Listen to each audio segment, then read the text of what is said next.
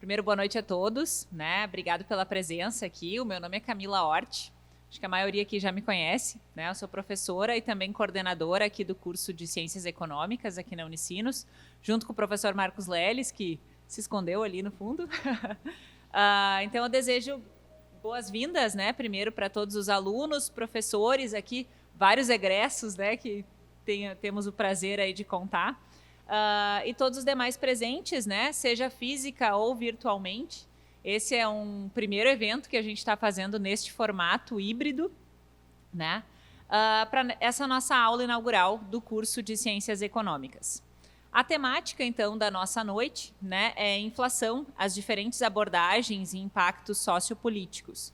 Esse é um tema que está de grande relevância, né, tanto na economia, e que está dominando, a gente vê que está dominando o debate tanto nacional quanto internacional. Então, para isso, a gente vai contar aí com a apresentação do professor Carlos Pincusfeld Bastos. Né? O professor Carlos, então, ele é professor do Instituto de Economia da Universidade Federal do Rio de Janeiro e diretor-presidente do Centro Celso Furtado. Esse é um primeiro evento, né, que a gente está fazendo aí em parceria com o Centro Celso Furtado, e a gente está desenhando, né, uma parceria com eles para que a gente tenha mais eventos, né, mais atividades que vão aí gerar possíveis pesquisas, né, e outras atividades aqui para os nossos alunos da Unicinos. Eu passo a palavra, então, agora para apresentar o professor Carlos e realizar a mediação desse evento, o nosso professor Fernando Lara, que é professor aqui do curso de Economia da Unicinos e também atua no Tesouro do Estado do Rio Grande do Sul. Bom, boa noite a todos. Uma satisfação estar participando desse evento, dar as boas-vindas aí para todos, em especial aí para o professor Carlos Bastos, né? Me coube aqui a tarefa de apresentá-lo, né, no evento. Então, o professor Carlos Bastos é mestre em Economia pelo Instituto de Economia da Universidade Federal do Rio de Janeiro, tem doutorado em Economia pela New School for Social Research, Nova York, é professor do Instituto de Economia do FRJ e recentemente se tornou também diretor-presidente do Centro Celso Furtado. Né? Então, o professor Carlos, além de um amigo, é um grande economista, é um grande pesquisador, e nessa área, né, da inflação, inclusive aqui na universidade, aqui no nosso curso, o professor Carlos Bastos, conhecido pelo seu texto, né, quem passou aqui pelo nosso curso, leu o texto Inflação e Estabilização, né, que foi publicado no livro Polarização e Crescimento. Esse texto é referência obrigatória aqui do nosso curso de Economia Brasileira. Então, é interessante ter o professor para trazer a palestra para a gente sobre esse tema, né, justamente podendo compartilhar com a gente aí as suas reflexões mais recentes. Né? Então vai ser ótimo poder ouvi-lo, né, e poder dialogar. Então a gente está, né, experimentando essa modalidade, né, de fazer um evento híbrido, né, e tomara que a gente tenha sucesso. Tem bastante gente aí, a sala cheia e também remotamente tem bastante gente nos acompanhando. Então tomara que a gente possa ter uma boa atividade. Né? Acho que para não me estender, já passo a palavra então para o professor Carlos, agradecendo a presença dele, e a gente combinou mais ou menos um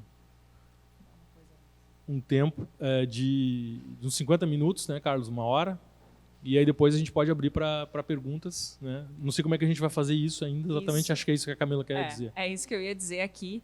Então, só algumas orientações gerais, né, principalmente para quem está em casa nos acompanhando online, tá? Para que durante a palestra vocês façam, né, se quiserem já ir fazendo perguntas, já coloquem no chat, porque aí depois a gente consegue direcionar essas perguntas para o professor Carlos, né? E quem quiser depois da palestra fazer perguntas, a gente vai estar aqui com microfones, tá? Para quem quiser fazer as perguntas aqui fisicamente. Né? E quem quiser fazer a pergunta online também utilizando o microfone, a gente pede que levante a mão, né, ali no Teams, que aí a gente consegue ir direcionando, né, e que para quando fizer a pergunta, para quem também aqui, quem está acompanhando presencial consiga ver, abra a sua câmera, né, na hora de fazer a pergunta, mas isso ao final da palestra. Só essa orientação geral aí, Fernando. Tá. Bom, então acho que podemos começar. Carlos, obrigado pela presença. A palavra é tua. Primeiro quero agradecer o convite aí dos amigos, do Fernando, do Marcos aqui, Marcos que já esteve aqui no Rio, nosso carioca Marcos, né? O Fernando também e a Camila também, muito obrigado. E a gente espera que realmente que a gente possa incrementar essa parceria, né? Transformar em coisas mais permanentes, como ela disse, pesquisas e outros seminários, que a gente quer muito poder dialogar com vocês aí na Unicinos. Bom, então a primeira coisa que eu fico feliz que o Fernando passa esse texto, porque pelo menos para quem já leu esse texto vai ajudar bastante hoje no que eu quis falar, no que eu quero falar. Vou compartilhar aqui a minha tela, tá? Vocês falam se está tudo beleza aí. Entrou? Sim. Tá. Então, pois na verdade, existem diferentes teorias de inflação. Quem leu meu texto, quem não leu também, não fique preocupado, mas que eu faço uma específica interpretação da inflação, tá certo? Eu vou mostrar aqui, conflito distributivo. E só que também a gente vai ver aqui que tem diferentes formas, né, de a inflação nascer e se desenvolver. Não existe só uma inflação, segundo essa interpretação, é claro. E recentemente eu venho fazendo uma série quer dizer, eu orientando, escrevendo artigos e pesquisas e primeiro eu fiz uma orientação de um artigo sobre a inflação do pós-guerra, eu vou mencionar aqui, dos países desenvolvidos, inflação rastejante, a creeping inflation, que foi uma inflação que a gente vai ver baixa, tal, num período muito favorável ao desenvolvimento da economia mundial. Depois, recentemente, eu também orientei uma tese, também já publicamos alguns artigos sobre o fim da Golden Age, que eu vou mencionar para vocês agora também, que teve na inflação um elemento muito importante. E hoje em dia, se discute muito, é uma discussão que eu tenho participado bastante, de uma espécie de mal-estar do Ocidente, por assim dizer. Alguns falam de um déficit de democracia, ou seja, de alguma forma, esse modelo econômico atual, quando eu falar esse modelo, digamos, neoliberal, que ficou dominante desde os anos 80 ou 90, varia de que lugar, né? Se foi no centro, na periferia, mas ele tem levado a uma insatisfação social e o que tem se revelado no mundo inteiro, como vocês podem ver no crescimento da extrema-direita, tal, que sem julgamento é um fato e que causa preocupação no mundo, ou não, mas pelo menos é um tema importante, tá? E aí, pensando agora, nós estamos num outro período de aceleração da inflação, que é uma novidade. Nós estamos saindo do chamada grande moderação, que era um período de crescimento não muito grande, um crescimento baixo, mas com inflação muito baixa. E aí comecei a pensar, mas se a inflação já deu tanta confusão na história da humanidade, ou tantos impactos relevantes, será que a gente pode pensar algum impacto relevante agora? Então, dentro do espírito dessa pesquisa, eu vou fazer a apresentação, uma coisa sumária. Primeiro eu vou falar um pouquinho sobre teoria de inflação, muito rapidamente, mas só para situar o que eu quero, que linha que eu vou seguir. E depois eu vou, como eu falei aqui, eu vou pegar essas dinâmicas inflacionárias, que são compatíveis com essas teorias, e mostrar que existem diferentes tipos de inflação, num certo sentido, ou refletem diferentes comportamentos da economia, tá? Eu vou tentar mostrar quais são os diferentes tipos. Depois eu vou falar que a própria estabilização pode ter impactos diferentes e impactos diferentes econômicos, distributivos, como eu falei, e ao ser distributivos e mesmo de quantidade, sociopolíticos, muito importantes, tá? E eu termino com uma pequena futurologia, assim, o que a gente pode... Não vou dar nenhuma resposta, porque futurologia não é muito meu, mas eu vou tentar levantar alguns pontos para a gente se preocupar sobre o que nos espera nesse futuro mais próximo aí, em relação ao que está acontecendo no mundo agora, tá? Então, mais ou menos, a gente segue essa ordenzinha e eu espero poder chegar no final com alguma coisa consistente.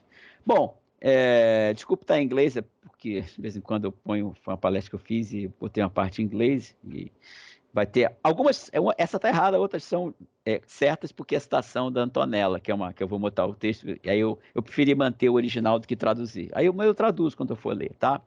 Bom, existem duas grandes famílias de teoria da inflação. A teoria mais comum, talvez, é do excesso de demanda.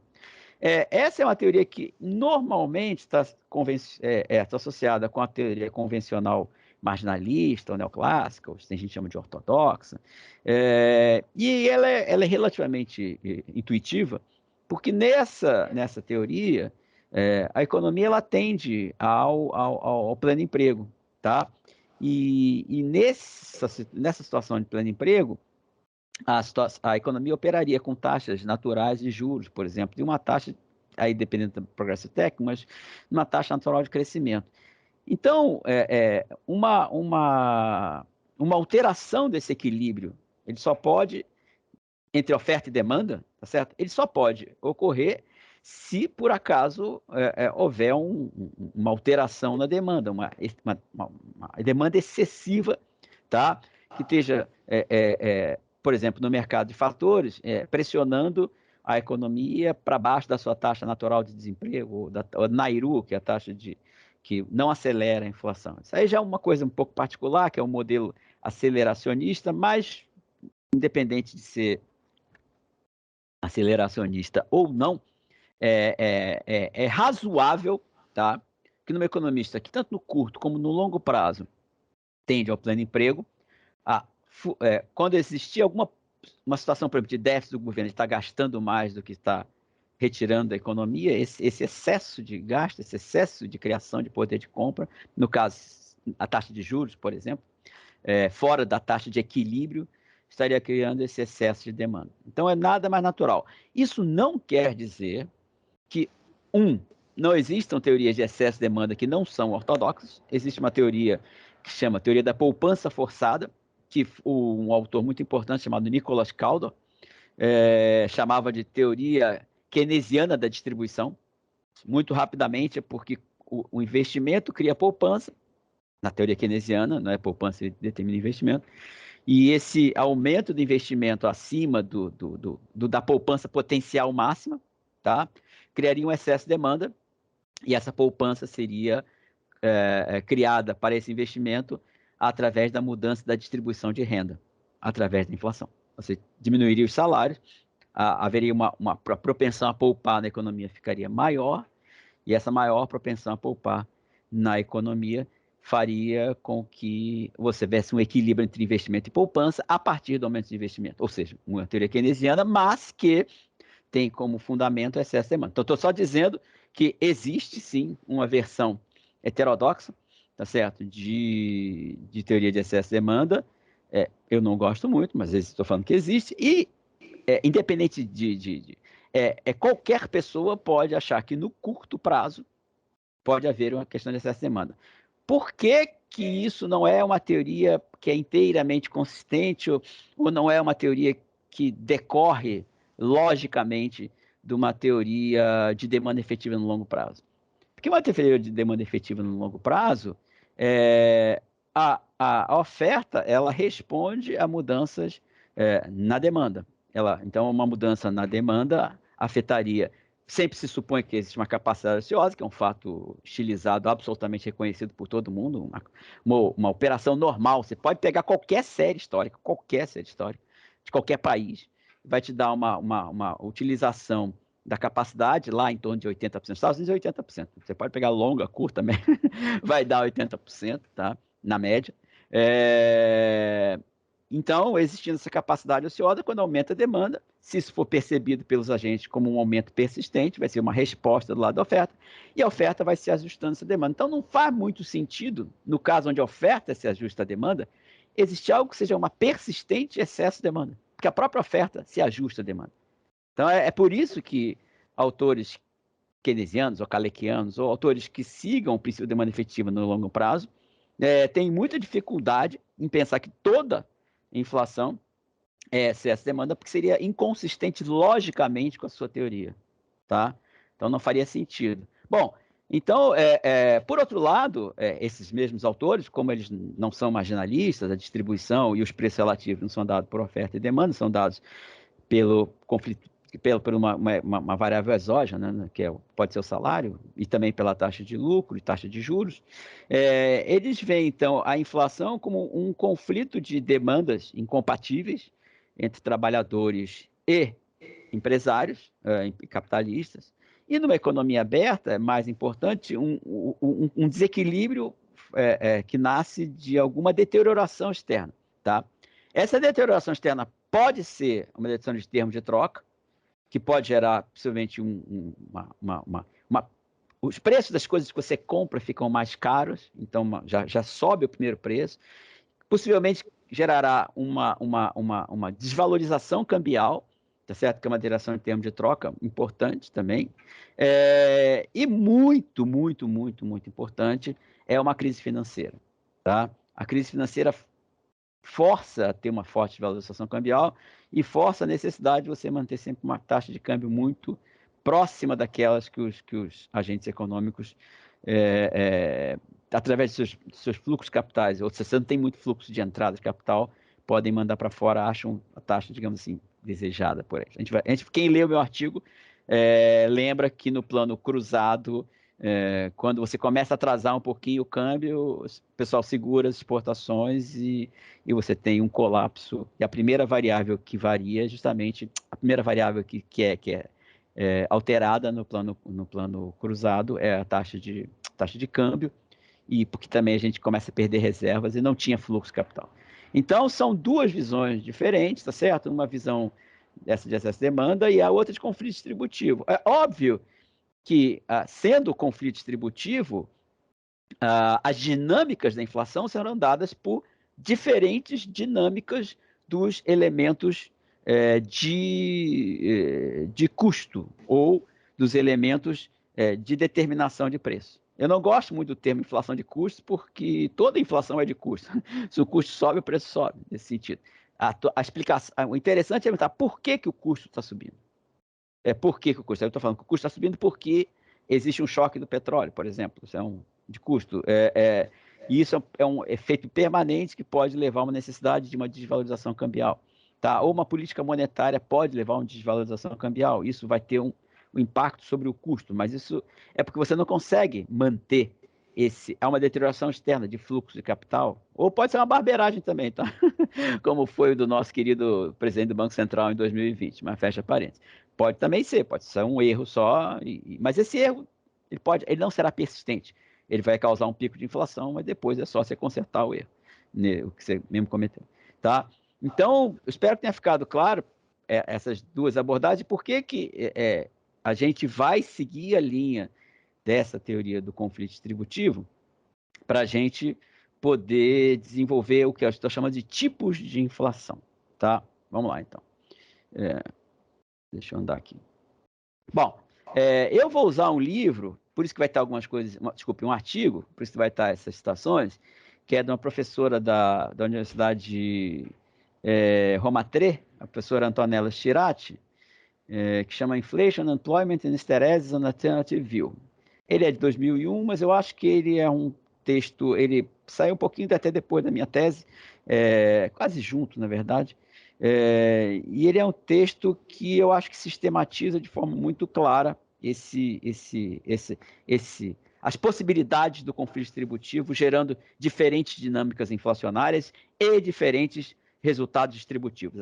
Na verdade, o trio que a gente está falando é isso. Diferentes dinâmicas inflacionárias, no sentido de diferentes dinâmicas de pressão de custo, diferentes resultados distributivos, tá certo? E diferentes dinâmicas por causa desses diferentes resultados distributivos, diferentes dinâmicas da própria inflação. Tá? Então, eu acho que seria o trio que a gente vai pensar. Tá? Então, aqui é um pequeno detalhe, para quem não sabe, não se preocupe muito com isso, nesse caso específico, a gente não vai tratar engraçado, porque a gente não vai tratar de uma inflação de taxa de juros ou taxa de lucro, que foi um assunto muito tratado recentemente. Não sei se vocês têm acompanhado, mas lá fora nessa última inflação, agora que teve essa aceleração nos Estados Unidos, tratou-se muito dessa questão da inflação de lucros. Para quem quiser ver a crítica a essa coisa, tem no YouTube a aula do professor Franklin Serrano, a aula magna de abertura do nosso ano letivo aqui na UFRJ, e ele mostra porque ele discorda, por assim dizer, dessa inflação de markup, por assim dizer, tá?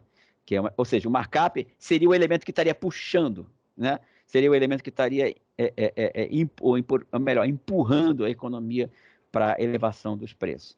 No nosso caso aqui, é importante dizer que a Antonella faz uma hipótese, que eu também faço na minha tese, que é uma hipótese que tem lá suas limitações, mas é melhor que se tem, tá? Que a taxa de lucro, ela seguiria mais ou menos a taxa de juros nominal. A base lógica é muito razoável, ou seja, dificilmente um empresário ou um capitalista, tá, investiria o seu dinheiro num setor que estivesse pagando uma taxa de lucro inferior à taxa de juro básica da economia, que ele pode ficar em casa dormindo e botar no banco. A taxa seria Selic, tá? Então, a ideia que o markup nominal é o markup sem estar deflacionado, tá? Ele varia com a taxa de juros do Banco Central, é uma ideia razoável de custo-oportunidade, tá?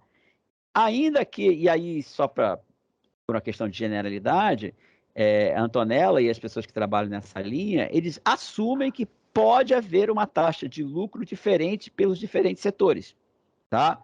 Eu imagino que a taxa de lucro nesse setor high-tech seja mais alta, porque tem barreira à entrada, do que numa taxa de lucro em algum setor que seja mais concorrencial, que exista alguma tecnologia já menos sofisticada. Então, você admite que existam diferentes taxas de lucro setoriais, aí você tem toda essa literatura de microeconômica de barreiras à entrada, sunk cost, que mostram que pode existir diferentes lucratividades relativamente estáveis, também não é infinito, o cara não pode subir o quanto quiser, tá? Mas, digamos, todas como eu poderia dizer, esse conjunto de taxas de diferentes setores econômicos oscilariam, né, em linha com a variação da taxa de juro bancária, monetária. Então, seria mais ou menos essa ideia. Eu botei aqui só a fórmula. Ela faz o modelo dela de uma forma vetorial, tá?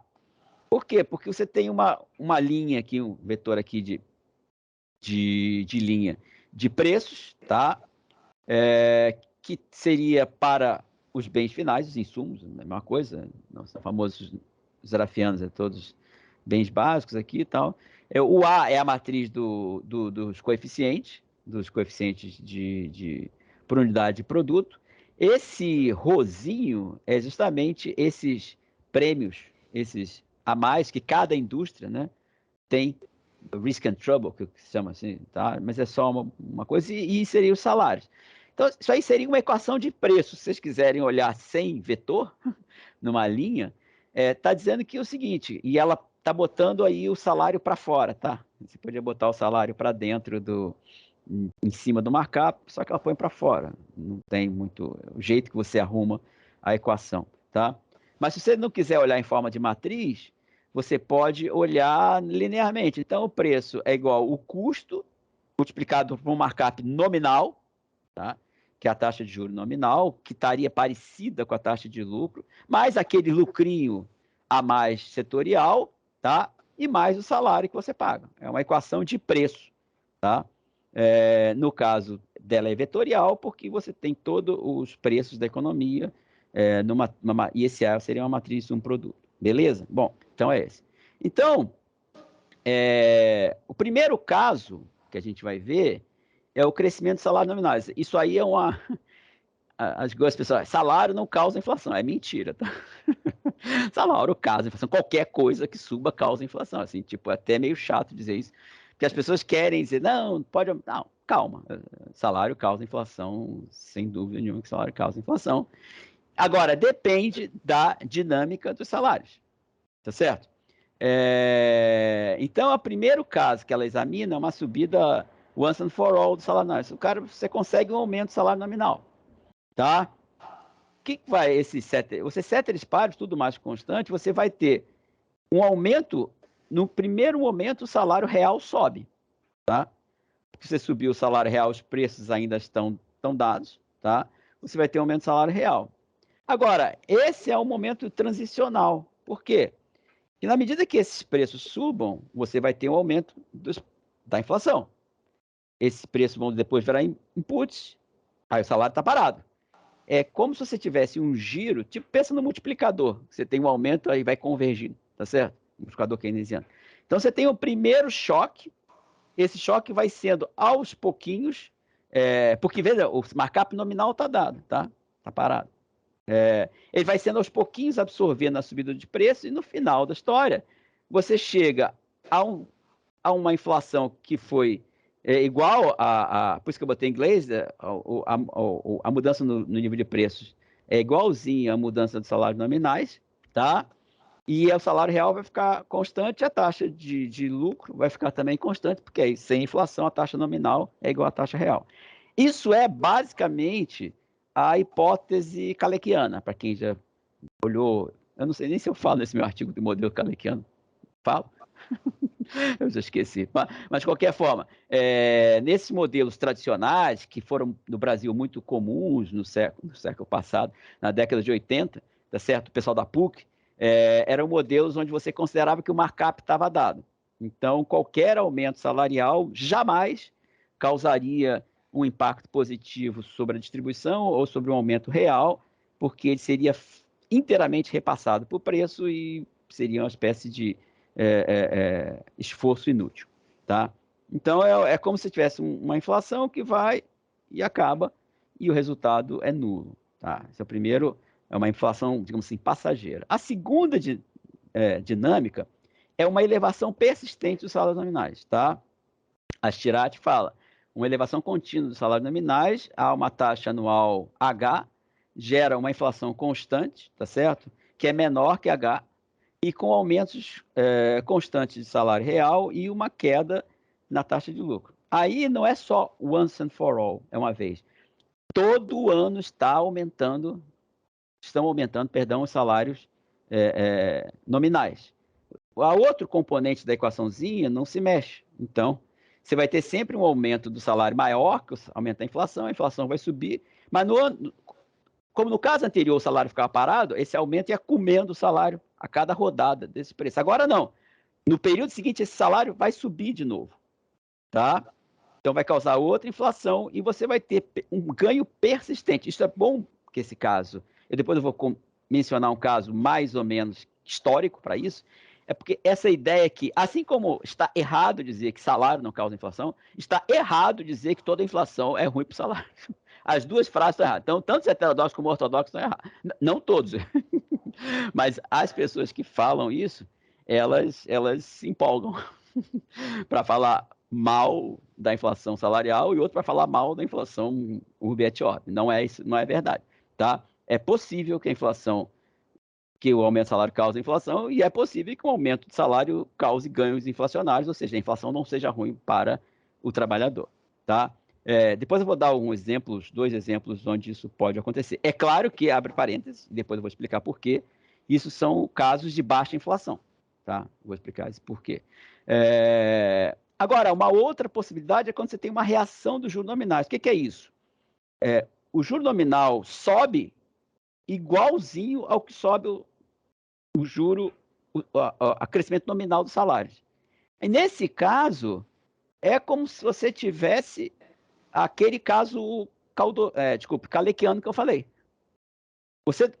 O lucro não vai cair porque o cara acertou certinho quando o salário subiu, o juro subiu, nominal, o juro real vai ficar exatamente igual, porque o nominal subiu, o salário subiu, e você vai ter uma inflação, se tudo seguir assim, constante, seria uma inflação inercial igual à elevação, tanto de salário como de juro. Tá? Esse aí seria de novo, por que então é importante que eu falei do juro nominal? Porque você tendo um juro nominal determinado pelo Banco Central, não fica dependendo de cada um colocar onde eu quero. Simplesmente você sobe em simpatia, como a gente fala, né, próximo à elevação do juro nominal, e aí você tem uma situação onde você não tem distribuição. Então, nesse caso, o aumento da inflação não teria nenhum efeito positivo para os trabalhadores. Agora, teria o caso, esse é o caso 2, teria o caso complicado, tá certo? Que são casos que você tem demandas distributivas incompatíveis. Então, o cara subiu o salário, aí o outro subiu o juro nominal, pode ser um pouquinho, ele não ganhou o que ele quis, na rodada seguinte ele vai subir ainda mais o salário. Atenção, se puder, tá? Hipoteticamente, estou fazendo um modelo para ver qual é a dinâmica. Vai subir ainda mais um pouquinho o salário, o cara vai subir a taxa de juros, aí você vai ter realmente uma aceleração que se acelera, uma inflação que se acelera, tá? No caso, seria uma inflação também. Você teria uma inflação, uma aceleração inflacionária por uma incompatibilidade distributiva. Parêntese. Acelerações inflacionárias nesse modelo refletem incompatibilidade distributiva, tá? Simplesmente não dá para ficar constante, porque o cara não quer esse salário, eu não quero esse salário, ou o outro não quer o lucro, no caso de uma inflação de lucro seria, e se começa com a inflação de lucro, não, diminui meu salário, eu vou reagir, e aí você pode ter uma espiral inflacionária, nesse caso, tá? Eu vou tentar mostrar que, historicamente, isso não se observa, uma inflação de salário não gera espirais muito grandes ou muito relevantes, tá? Mas é bom guardar. Então, tá claro a dinâmica do salário? A gente tem o primeiro caso, once and for all, o segundo caso, quando é compatível a subida do juro e do salário, e o terceiro caso, quando é incompatível, e aí você pode ter uma aceleração inflacionária. O segundo caso, que eu vou botar em inglês agora, porque é a citação da Antonella, tá? É a mesma coisa, uma deterioração do sistema de troca, ou seja, um preço mais alto que você compra, ou, eu vou ler, então, um aumento do custo dos insumos importados, pode ser esse once and for all, tipo, de uma vez só, deu um aumento e só, que dado um salário nominal e uma taxa de lucro, uma taxa de juros também, tá certo?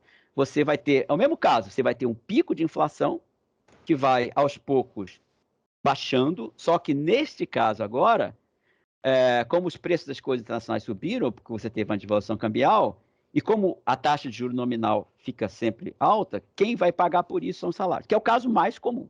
É o Brasil 99, é o Brasil pós, o Brasil de sempre, mas basicamente o Brasil pós 95, tá? Você tem uma devaluação de termos de cambiais e quem paga o pato é o trabalhador.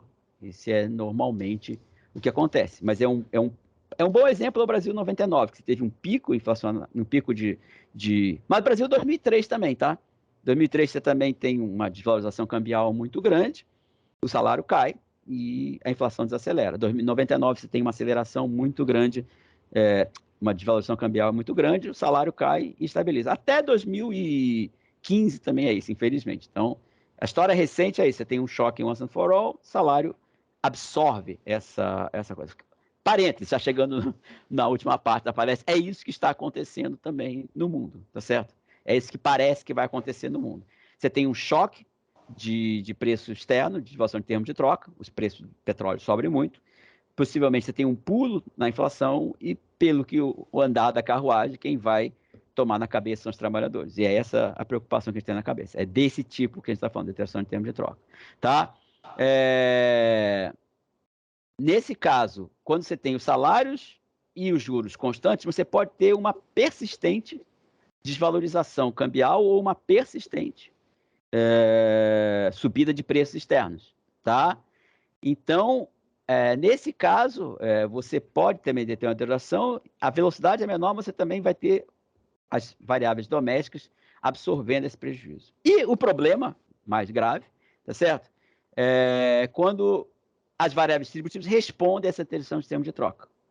Tá? De novo, agora é igual ao caso do salário subindo, só que agora é o câmbio subindo. Ou o termo de troca piorando, alguma commodity internacional desvalorizando. Tá? Aí os trabalhadores não aceitam arcar com essa perda, conseguem, aí esse é um outro problema, conseguem o reajuste nominal do salário, tá certo? Esse reajuste do salário vai fazer com aquele câmbio, por exemplo, seria compatível com a deterioração de termo de troca passar a ser incompatível, você vai ter que desvalorizar o câmbio de novo, os trabalhadores reagem e assim sucessivamente. O modelo do Gustavo Franco para a inflação da Alemanha, que era um modelo de conflito distributivo, no caso dele é problema da taxa de juro. A taxa de juro era colocada muito baixa, quando havia aceleração, a inflação ela ficava mais baixa ainda, você tinha fuga de capital, com a fuga de capital desvalorizava, você tinha esse ciclo. Tá? Então, se você tem alguma incompatibilidade distributiva, no caso específico brasileiro, que é mais tradicional, entre salário e choque externo, tá?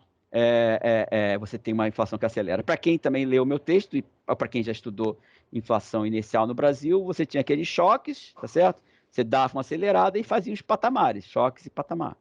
É mais ou menos, digamos, um processo mais lento e mais alto do que mais ou menos se passou em 99, em 2003 e em 2015, que é a inflação que pode dar confusão. Eu vou explicar por que pode dar confusão. Agora, justamente falando um pouco dessas inflações e perspectiva histórica, tá? As inflações de salário, elas são historicamente baixas ou moderadas. Por que elas são historicamente baixas ou moderadas? O exemplo que eu dou aqui, essa creeping inflation, que foi a inflação dos países desenvolvidos, tá? Ela herda o nome do modelo escandinavo, tá certo? É o modelo escandinavo de inflação, que na verdade era uma forma que alguns economistas da Escandinávia queriam, da Noruega, tal, Suécia, utilizar para evitar que essa inflação trouxesse prejuízos à economia deles. Muito rapidamente, tá? Basicamente, esses países tinham muito medo de ter desequilíbrio externo, tinham muito medo de perder competitividade. Se você tem os salários dos bens, dos tradables, tá?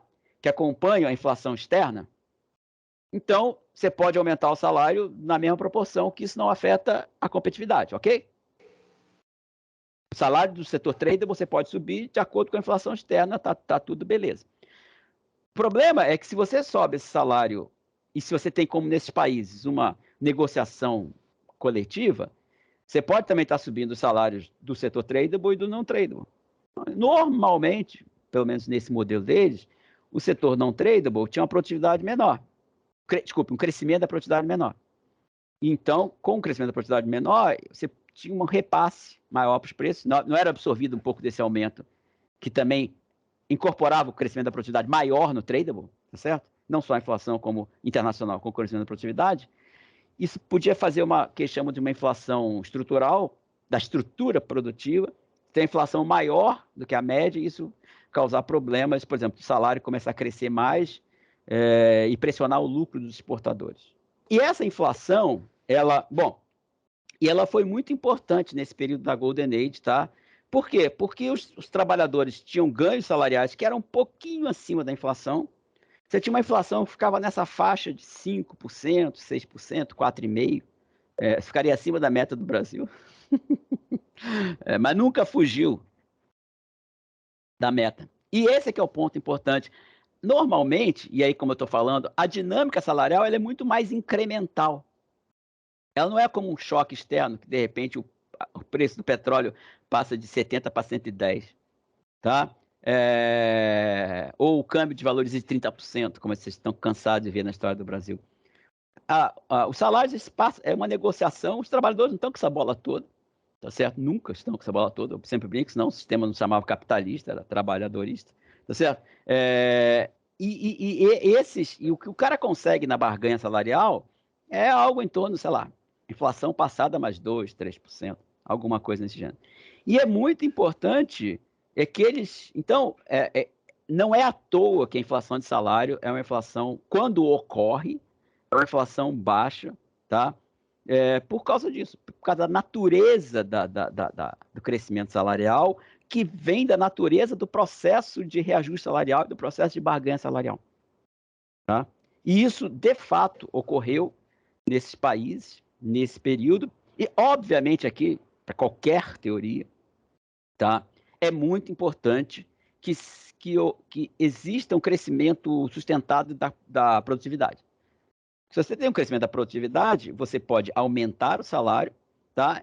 E o crescimento desse salário estará absorvido, por assim dizer, será contemplado pelo próprio aumento da produtividade, sem pressionar o lucro dos capitalistas, dos empresários. Então, essa variável é muito importante. Quando você tem um processo... E no período da Golden Age, isso era a natureza, digamos assim, do que ocorria. Você tinha um crescimento muito forte, um crescimento da produtividade muito grande. Tá? Então, você ter essa inflação residual era aceitável, ninguém se preocupava muito, fazia parte do jogo, e os salários dos trabalhadores cresciam, sim, bastante nesse período. Tá? Eles conseguiam alguns reajustes superiores. Vale a pena dizer que foi também um período muito específico da história, né? Que foi um período onde o câmbio era fixo, então não tinha choque cambial, e as commodities estavam a preço de banana. Tá? O petróleo era $3, $2, tá? Por razões geopolíticas que a gente não precisa entrar aqui. Então, digamos, as outras variáveis estavam muito estáveis. Então, você só mexer no salário, como eu estou falando, você gerava uma inflação muito baixa. Só para ilustrar, o Brasil teve... eu falei isso aqui... Ah, não, esse é o posterior, peraí. Não, eu estou falando esse o primeiro, só falar que eu queria falar do Brasil. No Brasil, a gente teve nosso... Eu tenho um artigo feito com o Guilherme Morlin, que está na revista Oikos, que meio que faz esse paralelo. No Brasil, a gente teve um período onde o salário mínimo subiu bastante, acima da inflação até crescendo com o produto, que não é exatamente produtividade, então ele crescia relativamente muito, tá certo? E você tinha, de fato, em alguns setores mais intensivos em mão de obra, uma elevação do salário. O salário cresceu e não acelerou coisa nenhuma. É verdade também que você usava, às vezes, para segurar outros elementos, como preços administrados. Vocês lembram que antes do período do Lula, os preços administrados puxavam a inflação. Aí ele segura agora, infelizmente, recentemente, os preços administrados voltaram a puxar a inflação via de Petrobras. Fecha parênteses. Tá? Então, você tem que sempre olhar essa combinação de fatores. Mas é possível uma inflação de salários que crie uma inflação que seja favorável ao salário. Tá? Depende dessa dinâmica de ganho de produtividade e velocidade da inflação. As inflações que são ruins para salário, como eu tinha falado antes, são os processos de deterioração externa, que a história é completamente diferente. Tá? Esses eventos são muito mais intensos, tá? em termos de nível de inflação. E aí depois eu vou dar os exemplos aqui. Porque, bom, o motivo é óbvio, tá certo? Elas são as altas inflações e as hiperinflações, porque, primeiro, que uma deterioração muito forte da economia, tá? Causa perdas muito grandes. E nesse nível, gente, anotem essa frase, não precisa anotar, não. Mas em inflação, nível é importante. Assim, falando aqui de causa própria, até para a gente até tá um pouco demais, mas nós tivemos uma perda salarial mais ou menos de 1/3, tá? Nós professores, nós funcionários públicos, professores universitários também. Imagina, mas que a inflação, mas durante um longo tempo, tá? A inflação foi 5, depois foi 10, a gente foi entrando pelo cano e entrando pelo cano. Agora temos um reajustezinho de 9%. Agora imagina uma inflação que é 30 em um ano, ou 30 em um semestre. É impossível, não dá para você não tentar recuperar isso. Tá? Tudo, por mais fraco que fosse nosso poder de barganha, a gente teria feito uma greve mal cedida, alguma coisa a gente teria feito. Como a gente foi perdendo aos pouquinhos, a gente acabou levando uma perda salarial de 1/3, sei lá, do nosso salário, mais ou menos. Tá? E muitos outros trabalhadores, e certamente todos os funcionários, a maioria dos funcionários públicos, tá, do Brasil. Então, o nível é muito importante. Então, quando você tem um choque que dá um impacto muito grande no nível, a tendência a reagir é mais forte. Por isso que quando você tem uma inflação muito baixa, por isso que ter a inflação baixa ajuda nesse caso. Você dobrar 2 dá 4, você dobrar 5 dá 10, dobrar 30 dá 60. Então, em 2010 foi assim. Se vocês olharem os dados de 2021 da distribuição de renda do Brasil, é grotesco. Eu mandei para o Fernando agora, recentemente. Todas as classes de renda caíram e os mais pobres perderam 30% da renda. É uma coisa, mais ou menos, né, Fernando, aquele grafiquinho que eu mandei para você. É uma coisa horrorosa, porque você teve uma inflação de 10%. Ou seja, quem levou na cabeça, quem perdeu foi todo mundo, não foi só os mais pobres, não. Mais pobre, mais rico, todo mundo pagou o pato na distribuição funcional, na distribuição da renda, na renda em todas as camadas de salário, tá? Então, então, esses eventos são mais drásticos e a coisa mais importante é a questão do financiamento externo. Por quê? Você tem um chute da inflação, tá? E isso é absorvido e você consegue segurar o câmbio, alguns preços sobem depois, tem uma inflação interna, mas você não precisa ficar desvalorizando o câmbio. Ou você valoriza, como foi em 2010, desculpa, como foi em 2093, como foi em 99 e como foi depois recentemente. O câmbio não precisa ficar se valorizando, você está chovendo dinheiro, você tem muita reserva. Agora, quando você não tem esse aumento interno de preço, tem que ter um segundo aumento do câmbio para que a taxa de câmbio real fique parada, tá certo? E aí você tem um segundo efeito sobre os salários, e aí você pode detonar uma espiral inflacionária. É por isso que essas são as origens das hiperinflações dos anos 20, que estavam relacionadas com o fim da Primeira Guerra Mundial, e você tem a questão de reparações para a Alemanha, tá? E você tem a questão do desmonte do Império Austro-Húngaro, que deu um imenso chute nos custos desses países, fora a falta de financiamento. Outro evento histórico que eu falei foi não apenas do Brasil, altas hiperinflações na América Latina. E, gente, isso aí para mim é um negócio que eu acho estranhíssimo. Como é que as pessoas insistem em dizer que o que causou a inflação no Brasil nos anos 80 foi responsabilidade fiscal, quando todos os países da América Latina tiveram, alguns tiveram antes, por exemplo, o Chile teve antes, depois eles deram muito, os Estados Unidos deu muito dinheiro para o Chile e você segurou. E também tinha uma ditadura, é mais fácil controlar os preços, tá certo? Ditadura bastante rigorosa. Mas todos os países tiveram um aumento, alguns tiveram esse aumento, se você olhar o gráfico, e todos, quando voltou o fluxo capital, pararam a inflação. É como assim, de repente dá um surto em todo mundo fica fiscalmente responsável, e de repente dá um surto em todo mundo fica fiscalmente assim, pum! O pessoal ainda combina, vamos agora, vamos ficar irresponsável, agora vamos ficar responsável. E o pior, o Brasil piora o déficit. Depois de 94, não melhora em nada, até pior. Mas tudo bem, deixa para lá. Isso é péssimo, que toda vez que você tem alguma inflação, é aquele negócio...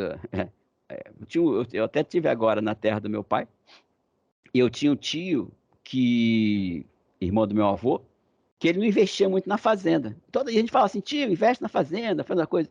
E ele falava com a voz assim, meio professoral, vamos nos lembrar 1929. Tinha essa imagem dele. Então, não posso, porque aí depois tem outro 2029, eu quebro, gastei meu dinheiro à toa. Que era o argumento para ele não fazer nada, era botar 29. É mais ou menos isso. Quando começa, relembrem a década de 80. Não tem nada a ver, nada a ver. A década de 80 virou um espantalho tenebroso de um fenômeno que foi a pior crise de financiamento do Brasil. Acabou o financiamento. E depois que o financiamento voltou, e a inflação acabou. Ele voltou para a Argentina, a inflação acabou. E todos os planos foram com âncora cambial. Por quê? Porque agora dá para segurar o câmbio. O que eu estou falando, então, é isso. Se você tem um câmbio que não dá para segurar porque o teu fluxo capital parou de existir, você vai ter uma aceleração da inflação, dado uma reação de quem perde, que são os trabalhadores. E quando esses casos que eu falei para você, onde você tem uma inflação razoável, tá? Cambial, o trabalhador perde, o câmbio não precisa se desvalorizar, normalmente ele começa a se valorizar e vida que segue. O trabalhador fica mais pobre, tá? E isso aqui é uma consequência distributiva, tá? Muito bem. Vamos agora falar um pouquinho dessa, tá certo? Bom, eu falei sobre, então, essas inflações e estabilizações nesses períodos, que não foram muito altas, tá certo? E tiveram essas duas variáveis. Uma que eu falei e outra que eu não falei, tá? Que é justamente os bens públicos. Se você pensar, no caso, a lei de bem público, preços monitorados, mas vamos pensar só em bem público. A cesta de bens dos trabalhadores, ela se compõe de bens privados e bens públicos. Eu dou um exemplo, eu dou aula na universidade pública, Eu falo, imagina se teu pai tivesse que estar pagando, ou você que trabalha tivesse que estar pagando a mensalidade da PUC ou do IBMEC, que é bem alta. Então, o teu salário seria menor. O salário que você fica para você para comprar as outras coisas, você teria gasto nisso. É uma coisa seguro-saúde, fralda, várias coisas que no estado de bem-estar, aposentadoria, tá? Se você dá aposentadoria, o teu salário intertemporal é muito maior. Se você tem uma previdência pública, tá? Então, esse é um arranjo no qual o conflito distributivo também fica mitigado por uma elevação do salário efetivo dos trabalhadores, onde você inclui bens públicos. De novo, nesse acordo que aconteceu na Golden Age, você tinha uma contrapartida, que era pagar mais imposto. Tá? Qual é a história dos países da Europa da Golden Age? Você aumenta pra caramba os benefícios sociais. Quando você aumenta pra caramba os benefícios sociais, você aumenta esse salário real dos trabalhadores e você aumenta a carga tributária dos mais ricos. É progressivo o aumento da carga tributária.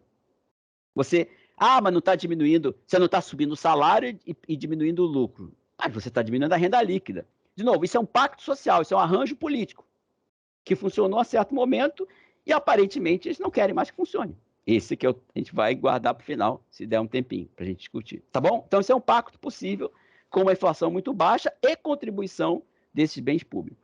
Tá? Já falamos isso, tá? Já falamos também. Provisão de bens públicos. Ok, então posso passar. Agora, isso pode também levar a um conflito não pactado, ou seja, que não tem solução. Tá? Explosivo pode levar a pressões políticas não contracionistas. Isso é importante.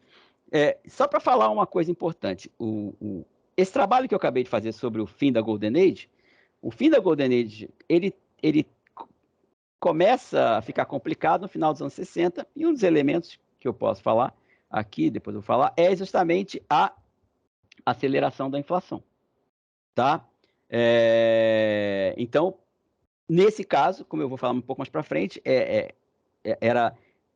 houve um incômodo com isso. Mas pode ser que este incômodo seja com um salário um pouquinho maior. Não precisa ser espetacularmente maior, pode ser que seja um pouco maior, tá? E aí, isso vai te levar para as questões de políticas contracionistas, seja ela monetária ou fiscal. Isso é muito importante, porque os empresários eles não funcionam como classe nesse sentido. Tem uma coisa que chama-se concorrência intercapitalista. Então, se os empresários dizem assim, está aumentando muito esse salário, vou mandar uns 20 caras embora, produzir menos, para ver o que é bom para a tosse, para eles diminuírem o poder de barganha. Ele não pode fazer isso, porque se ele fizer isso, o outro empresário vai lá e come o mercado dele. Porque tem um negócio chamado concorrência intercapitalista que impede que eles funcionem como classe, como uma classe unificada. Eles não investem como classe, eles não gastam como classe. Tá? E aí, quem é o intermediário desse conflito é o Estado. Certo?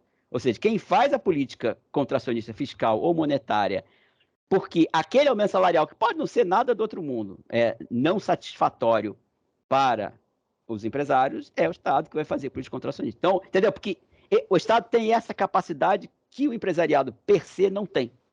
Então, tem que ter esse intermediário aí, esse atravessador, para fazer essa. Agora, não é só política fiscal e política monetária contracionista, tá? Você tem várias outras formas que você pode diminuir o poder de barganha dos trabalhadores, você pode fazer realocação, que são o offshore, tá certo? Que pode ser potencial ou efetivo. Tem um artigo muito legal que uma economista se deu ao trabalho de olhar principalmente em pequenas cidades nos Estados Unidos, a barganha salarial e os patrões assim, nós vamos tirar a fábrica daqui. Nós vamos mandar para a China, vamos mandar para o Vietnã. Tá? Veja bem, numa cidade pequena nos Estados Unidos, quando o cara, eu vou tirar a fábrica daqui, o apoio que eventualmente o trabalhador teria do comerciante local, porque vai ganhar mais, vai vender mais, passa a ser o desapoio. Esse cara vai sair embora, eu vou ter que ir embora, vou perder meu negócio. Você causa um conflito social muito grande, você dá uma rachada, digamos assim, na capacidade, como diria Adam Smith, no conluio dos trabalhadores. Tá? O Adam Smith falava isso. Adam Smith acreditava em conflito distributivo, obviamente, e fala assim, o conluio dos capitalistas é muito mais fácil que dos trabalhadores, porque eles são poucos. Chegam lá e e combinam, tá certo? Ainda tem o Estado para fazer o serviço sujo para eles, tá? Os trabalhadores não. E se você faz esse offshore, por exemplo, você tira ainda mais capacidade de barganha, tá? Eu vou botar uma citaçãozinha que eu gosto muito, que é um transcrito aqui do encontro do FONC de 96, que é o encontro do nosso Copom, tá?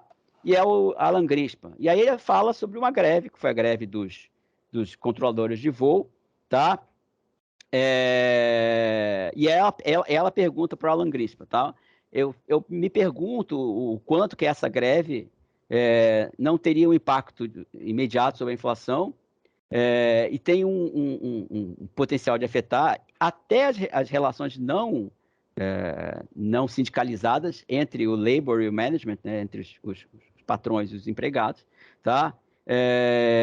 Até para frente. Aí o Grispa fala assim, depende como for a greve, tá certo? Se for uma vitória dos patrões muito espetacular, isso vai ser permanente. O cara perde poder de barganha, tá? Inclusive, aí eu queria colocar, e aí ele tem exemplos significativos, tá certo? Que essa derrota tem um efeito muito depressivo, desculpe, sobre as coisas. E esse é o Flight Control Strikes, tá? Que foi esmagado, fez mais para suprimir o poder dos sindicatos que qualquer coisa no século XX. Só para quem não sabe, quando o presidente Reagan subiu ao poder, existia um grupo muito de elite, que eram os controladores de voo. Vocês podem imaginar se os caras entram em greve, ninguém mais voa, porque ninguém vai se arriscar, tá certo? E eles eram um sindicato de elite, inclusive era até ligado ao Reagan. Lembre-se que o Reagan foi líder sindical uma vez na vida. E aí achavam que isso está bem, e quando eles fizeram um pedido de aumento, o Reagan simplesmente acabou com eles. Primeiro que ele botou na cadeia alguns líderes, ele tirou o fundo de greve, rapou o fundo de greve, e fez uma coisa que era muito importante nos Estados Unidos e factível nos Estados Unidos. Ele botou os militares para controlar.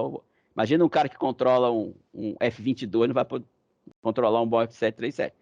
No Brasil, a gente teve aquele caos, como é que é? O caos aéreo, que ficou caos aéreo mesmo, porque a gente não tem militar para fazer isso, tá?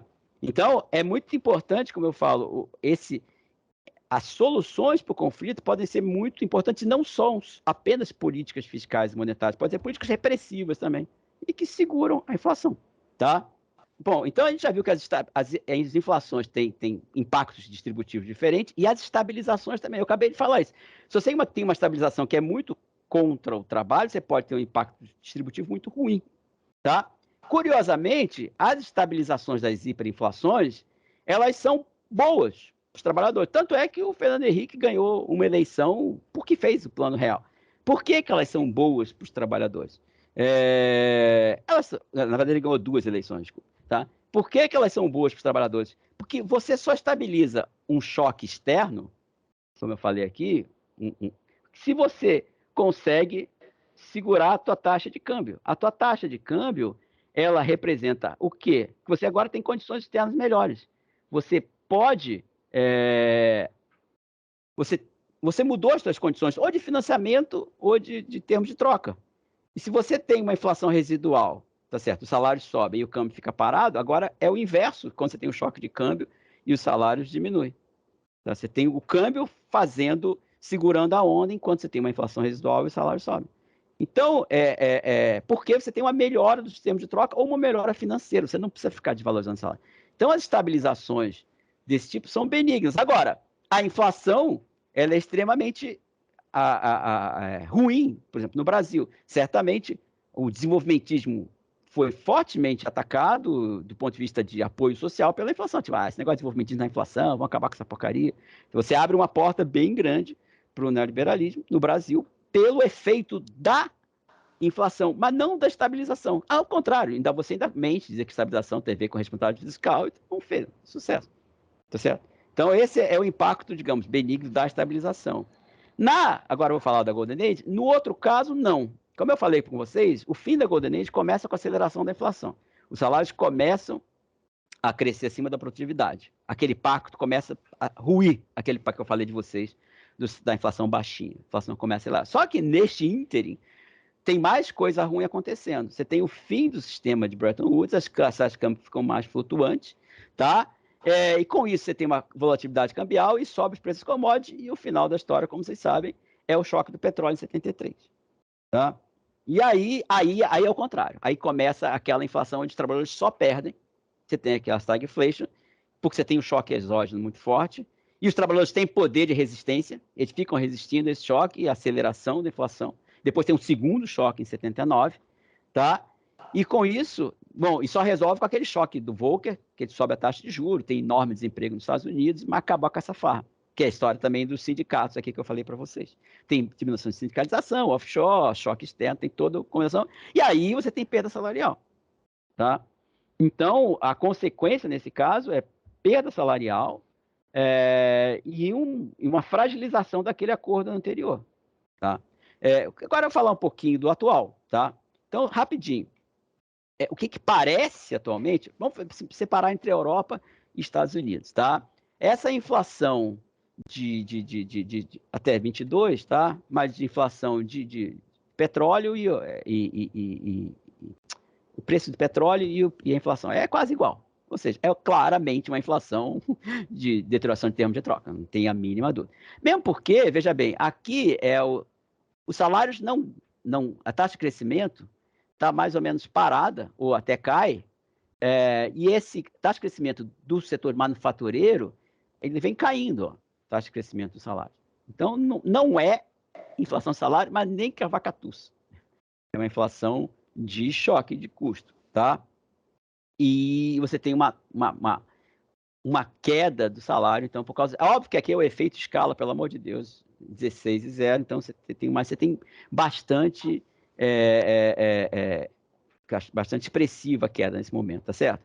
É óbvio que, e aí posso acabar o capítulo de Europa, eu imagino por que há uma insatisfação tão grande na Europa, tá certo? Você tem uma queda salarial provocada pela essa inflação de custos, já começaram a repensar o negócio. No começo estava todo mundo empolgado com a guerra, agora todo mundo já meio pau da vida. E, de fato, como na Europa, por várias razões, não vou entrar no mérito da questão, partidos de esquerda são muito frágeis, quem meio que de uma forma muito pouco orgânica, tá? Acaba faturando em cima disso são os partidos de extrema-direita. Você pode ter, mas o que isso vai dar? Possivelmente nada. Ou até agora nada, a gente nunca deve falar. Por isso que eu falei futurologia, não. Mas assim, dá exemplo bem objetivo. Macron, hoje em dia, quer dizer, em cima da inflação, em cima da queda salarial, o cara ainda me faz ainda me tira a previdência dos caras. Querer realmente que o pessoal queime carro em Paris, né? Tudo bem. Só que vocês devem saber que tem duas pessoas de extrema direita lá, a Le Pen e o outro maluco, que eu até esqueci o nome, é o mais anti-muçulmano ainda, que é a Le Pen. O que aconteceu na última eleição foi essa: quem ganha a eleição no primeiro turno é a Le Pen, já várias vezes ocorre, mas quem ganha no segundo turno é o Macron, porque tipo, ninguém tolera um bando de maluco. Isso isso. Na Alemanha é a mesma coisa, na Inglaterra você teve o Brexit, tá certo? De qualquer forma, é uma tensão, isso que eu estou querendo falar. A relação política é uma relação de tensão. Nos Estados Unidos, o caso é um pouquinho... Os Estados Unidos tem esse horror, que não tem na Europa, que eu chamo da grande divergência, que é exatamente isso que eu acabei de falar para vocês. A perda de poder de barganha dos trabalhadores a partir de 81, 79, e aí a produtividade sobe, e o salário não sobe nada, ou sobe muito menos. Você abre essa boca de entendeu? Eu falei, na Golden Age os salários acompanhavam a produtividade. Agora, nos Estados Unidos, pararam de acompanhar terrivelmente a produtividade. Tá certo? Isso é uma coisa socialmente que cria mal-estar. Ninguém vai me dizer que o Trump nasceu do vácuo porque ele tem um cabelo bonito. Não é isso, tá certo? Isso é um empobrecimento, não empobrecimento em termos absolutos, porque o salário mais ou menos caiu, mas subiu um pouquinho, mas em termos de perspectiva até de crescimento, mais horas para trabalhar, um bando de coisas esquisitas que aconteceram. Uma infraestrutura péssima que agora eles vão tentar consertar, tá? E eles, botar however em inglês, desculpe, porque é dos Estados Unidos, mas besteira, desculpe. Mas isso, pelo menos a partir de 2012, depois da crise, você começa a ter um crescimento que é paralelo, tá? aquela boca, ela não fecha. Mas como a crise de 2009 fez cair muito, o máximo que você faz é crescer paralelo. A boca não aumenta, mas a boca está lá. Tá?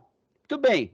E até você tem uma coisa boa, que quando você teve quem for ver a palestra do Franklin vai ver isso, como você teve a pandemia, você teve um deslocamento de salário, tá?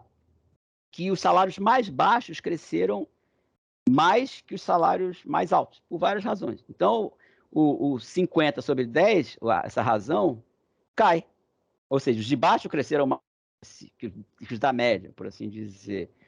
Várias razões. Você teve uma mudança no mercado de trabalho, etc, etc, bem positiva sobre isso. O problema é esse. O problema é, como você tem uma inflação que ficou alta e persistente, a solução deles está sendo pau, sobe os juros e vamos acabar com esse crescimento e vamos tirar essa inflação. Ou seja, você tem o gap que abre, você tem o gap que não fecha, mas pelo menos começa a acompanhar, você tem uma melhoradinha dos de baixo, e quando isso começa, o cara falou, acabou a farra, nós vamos piorar tudo de novo para vocês. Tá? Em termos de crescimento salarial, óbvio que eu estou fazendo, pode ser que não caia tanto, mas a orientação de política econômica, tá, é tirar poder de barganha dos trabalhadores, dependente, não é nem excesso de demanda, porque as pessoas não entendem isso. As pessoas não entendem que uma política de juro alto, ela é uma política que não precisa combater excesso de demanda, o Frank fala isso também, mas pode combater, sim, o poder de barganha dos trabalhadores.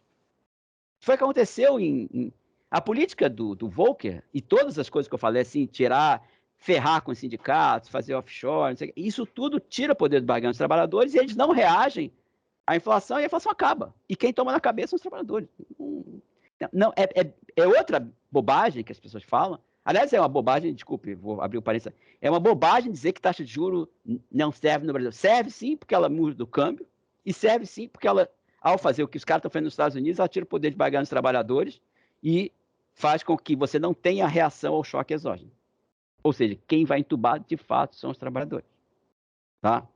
Então, esse aqui é o ponto. E uma coisa interessante que eu acho aqui, que até 88 você tinha essa correlação, tá? Entre você sobe o choque e o custo salarial reage.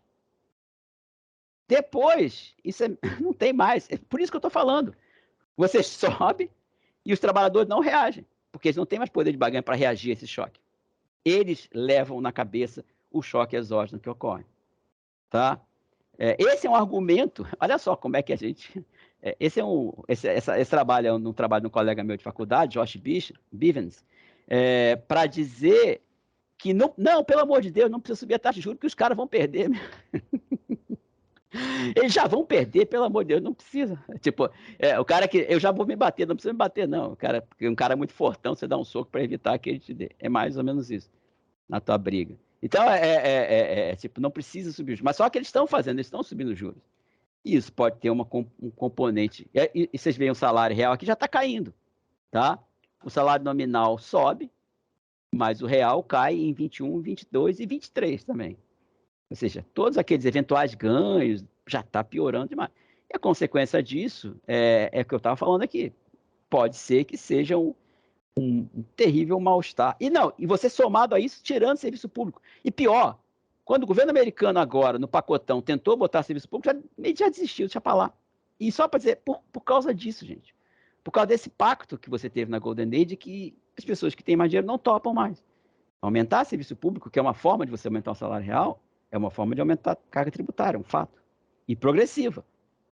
Os caras não querem. Eles não querem nem que o salário suba, porque pode eventualmente espremer o lucro, ou não.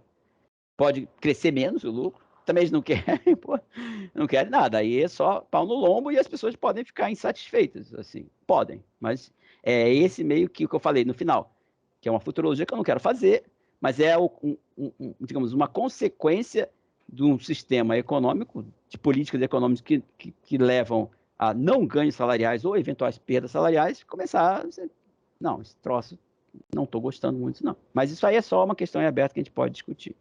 Acho que eu completei. É isso, Carlos? Muito obrigado. Acho que a gente podia dar uma salva de palmas, né? Mesmo que seja...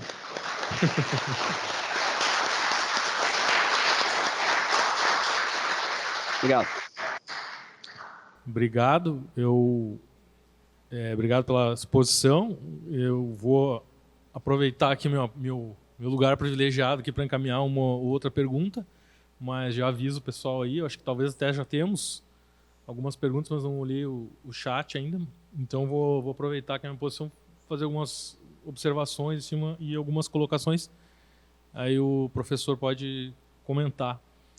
Eu acho que a primeira coisa que eu queria dizer é que, assim, às vezes, né, Carlinhos, a gente fala essa questão de inflação de custos, né, inflação de demanda, inflação de custos, e às vezes, dependendo do contexto, evidentemente, mas dado a pouca profundidade assim que existe no debate público, etc., parece que quando a gente fala que a inflação é de custos ou a inflação é por conflito distributivo, parece que a gente está encerrando a questão. Na verdade, a gente está começando a questão, né? Ou seja, quando tu diz que a inflação de custos ou por conflito distributivo, começa a fazer sentido tratar de uma série de variáveis aí que o Carlinhos mencionou ao longo da exposição dele.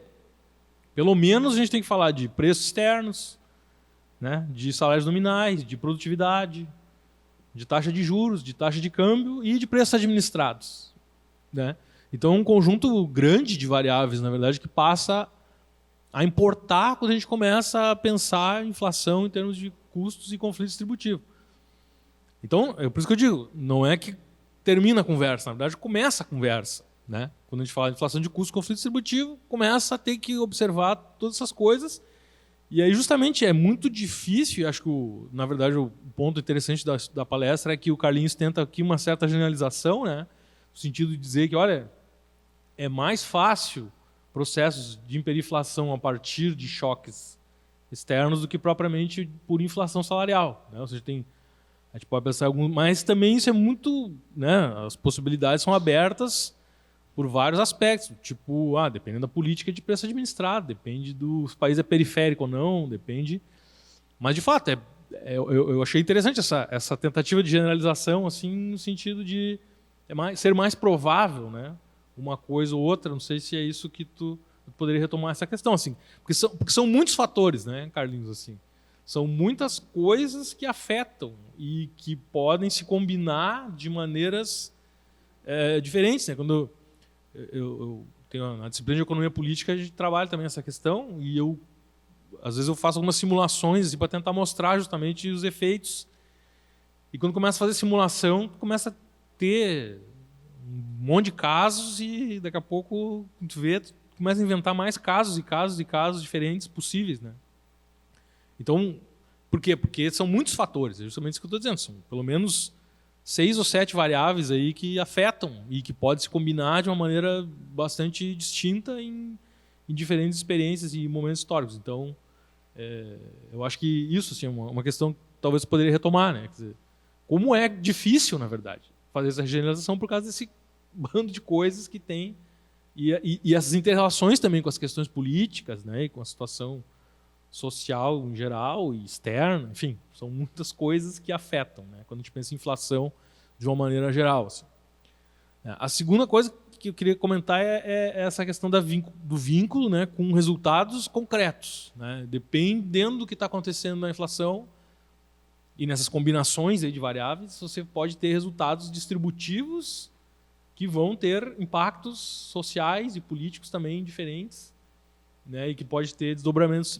Então, tu comentou bastante aí a questão das perdas, né, dos salários. Por exemplo, em 2021, o gráfico lá, a tabelinha que tu me mandou de 2021, né, onde houve perdas salariais, falando do Brasil agora especificamente, né, como exemplo, em todas as categorias de rendas houve perdas. Mas, por outro lado, a gente tem que pensar que alguém ganhou, né? Assim, então, às vezes, esse alguém ganhou pode até não estar internamente ao país onde ocorreu o processo, mas eventualmente pode também. Então, às vezes esses choques são também, né, de momentos assim que pode gerar também mudanças distributivas. Eu quero dizer que às vezes não estão nem tão visíveis, né? Porque justamente é muito mais fácil ver onde que está o movimento dos salários, é muito mais fácil de ver, né? Então, por exemplo, quando são ganhos de capital, de ativos em dólar, né? Como é que fica isso nas estatísticas? Muitas vezes isso não fica claro. Então a gente olha Dizem, todo mundo perdeu. Os salários, todo mundo perdeu, mas, né, proprietários de ativos ou exportadores, ou quer dizer, tem uma coisa muito forte nesse período recente que eu percebo, assim, Carlinhos, é o movimento de preço relativo entre os grandes setores, né? Se pegar os preços agrícolas, né, eles subiram muito mais do que os outros. Os preços dos alimentos, eles subiram muito mais do que os outros. Então tem mudanças de preços relativos aí também importantes que também, digamos, refletem assim mudanças distributivas, né? Então, acho que seriam 2 comentários e talvez um outro que talvez podia pedir para tu repetir, que não sei se na hora falhou um pouco, mas esse argumento do offshoring, né, com relação à questão do conluio lá, né, de quebrar a possibilidade de haver tu mencionou a questão dos pequenos comerciantes e tal. Eu não entendi muito bem, acho que aquela parte estava talvez cortando um pouco. Então, se tu pudesse recuperar esse ponto rapidamente, assim, a questão do efeito do offshoring, né? De empresas saindo dos Estados Unidos, por exemplo, e como é que isso, né, não ficou tão claro para mim naquele momento. Tá, bom, então eu vou falar então. Fernando, obrigado pelos comentários, super pertinentes. Eu não quis fazer. Uma coisa é botar no Excel e ver como é que faz, você pode fazer, né? Mas eu não quis fazer para assim dizer, uma tipificação, entendeu? Tipo desse, muito assim, muito fechado. Eu meio mostrei experiência histórica. Historicamente foi assim, tá? As inflações salariais, num certo período, elas foram baixas, historicamente têm sido baixas, porque foram, por exemplo, suponha que tenha tido a inflação salarial no Brasil naquele período e tivesse tido um problema cambial, aí tinha acelerado muito mais, tá?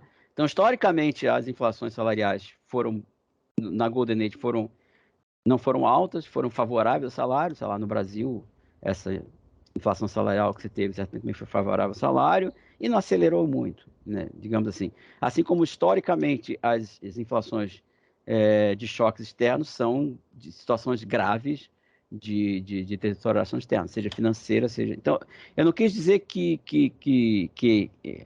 essa é a minha tipologia. Eu entendi que, historicamente, é isso, e eu acho, mas eu quis correlacionar isso com o que de fato resulta do ponto de vista distributivo e, consequentemente, do ponto de vista político. Eu estou convencido que a inflação do final da Golden Age foi um elemento que enfraqueceu a barganha dos trabalhadores, porque ficaram enche o saco, a gente tentou e não dá certo. Você, de fato, enfraquece. Se você lê a fragilização de serviços públicos, por exemplo, por acaso, nos Estados Unidos, ela começou no lugar mais mobilizado, que era Nova York. Assim, se a gente ferrar Nova York, a gente consegue ferrar o resto, meio isso. Então, começou numa coisa que já era inimaginável, assim, estação de bombeiro, ou sei lá, corpo de bombeiro. Fecharam o corpo de bombeiro. Os caras ficaram lá 1 ano no frio, na neve, e acabaram fechando o corpo de bombeiro. Escola, entendeu? Então, eu acho que tem um efeito político de desgaste social, tá? Que é muito importante neste momento histórico. Até o ponto do cara do cara subir os juros. Se você lê, porque as pessoas esquecem, mas se você lê a literatura, os comentaristas da época achavam que aquele negócio do Alan Greenspan era, desculpe, do Paul Volcker era maluquice, vai causar, não, causava mal-estar. Hoje em dia não causa mais mal-estar, né? Agora até. Sobe o juro, Dani, você tem que subir mesmo, tal. Aí se você disser que o juro está alto, você é um ignorante, entendeu? Então, você cria um estado, digamos assim, a percepção social e um enfraquecimento que é importante, que eu acho, e que explica mudanças, e que eu acho que hoje em dia é um elemento que não pode ser desprezado para o que a gente está vendo acontecendo tanto nos Estados Unidos como no resto do mundo. Eu quis fazer essa conexão, entendeu? Que eu acho que a mudança distributiva, que varia de acordo com o choque, com a reação ao choque, e varia de acordo com a mudança da política de estabilização, e a reação ao choque, obviamente, ela tem sim impactos sérios e pode, eu acho que eventualmente pode ter no momento presente histórico. Pode ser que não. Pode ser que continue essa porcaria toda, né, as pessoas irritadas e tal, dando tiro em escola e deixa para lá, entendeu? Pode ser, ou pode ser que não, eu não sei. Eu só levantei esse ponto. Eu só quero que digamos assim, a minha ideia é fazer que a experiência histórica tenha ilumine alguma coisa do presente. Você tem toda a razão em relação ao salário, tá certo? É obviamente que alguém ganha, obviamente quem ganha são... Aliás, eu queria dizer o seguinte, que eu fico chateado com essa história de quem ganha é o sistema financeiro para cá. O sistema financeiro, gente, é intermediário financeiro. Você passar ali na Faria Lima, ali com o Juscelino Kubitschek, todo ano eu vou lá, por uma razão pessoal tal, e fico olhando para aqueles prédios gigantes, tal coisa, onde tem os fund managers lá. Eles estão operando com o dinheiro dos outros. Então, eles estão dando dinheiro para os outros. Então, quando a taxa de juros sobe, eles são intermediários, eles ganham um pouquinho, mas quem ganha são os capitais, ou são o que o Fernando disse, são o pessoal do agrobusiness, tá certo? Que tem uma... E, aliás, me perguntaram isso como se não tivesse. Isso aí é uma coisa engraçada, né? As pessoas acham que sobe o preço porque tem excesso de demanda de comida, porque não reage. Não, só porque, de fato, o preço das commodities sobe. E se o preço das commodities sobe, o preço das coisas que não são commodities vai subir, porque você não vai plantar feijão podendo plantar outra coisa que vai vender muito mais. É a taxa de juros nominal, digamos assim, é um custo de oportunidade, que é importante. E, no caso específico agora, o preço do defensivo agrícola tudo sobe do trator porque o petróleo está subindo. Tá? Então, você tem toda a razão, não é neutro isso. E o fato de não ser neutro, de novo, explica um pouco essa consequência distributiva que eu quis dizer. Tá? E só para terminar, o que eu falei foi um trabalho, acho que é Bronfenbrenner, a pessoa que fez, ele pegou, ela, na verdade é uma autora, várias negociações salariais e pegava a tática das empresas. E as empresas faziam anúncio de jornal em cidades, acho que ela pegou, não sei se ela pegou só em cidades médias, cidades grandes, dizendo assim, olha, se não acabar a greve, a gente tira essa fábrica daí. Primeiro que você já se enfraquece, putz, essa fábrica vai para fora, eu vou ficar desempregado. Mas não só isso. Eu falei isso porque na Inglaterra, nas cidades mineiras, tá, você tinha uma... eu sempre falo para as pessoas, põe o vídeo do dia que a Margaret Thatcher morreu, põe a festival de rua, que era igual a festa junina lá em Manchester, lá no norte da Alemanha. Né? Desculpa, na Inglaterra. Você tem uma coesão social a favor dos caras que vão beber cerveja no teu negócio, entendeu? Então, você fazer offshore, não só apenas essa coesão social, tá? Mas na própria coesão dos trabalhadores com o seu sindicato. Então, a possibilidade de mandar para fora uma empresa é um troço sério, entendeu? É um troço muito sério. Então, foi isso que eu quis falar. Tá. Não sei se alguém aqui tem alguma... tem o Bruno, tá, que tá com a mão levantada aqui. Eu anotei aqui essas perguntas do chat, depois eu vou fazer, mas vou abrir a palavra pro Bruno, então. Bruno, pode falar. Obrigado pela palestra, que eu acho que é uma luz, né? Saber que as coisas não são tão simples quanto aparenta ser quando a gente vê que a discussão, de vez em quando, eu percebo que a discussão se resume à taxa de juros. Ou seja, parece que, olha, é o Banco Central definir a taxa de juros que a inflação está resolvida. E essa complexidade que o Fernando estava colocando, me parece que um pouco a facilidade em perceber como só a política monetária resolve e está tudo correto, ela simplifica de uma forma que resolve conflito distributivo por meio de uma decisão do Banco Central. Escamoteada, né, e escondendo, na verdade, uma decisão que, na verdade, é política também, né?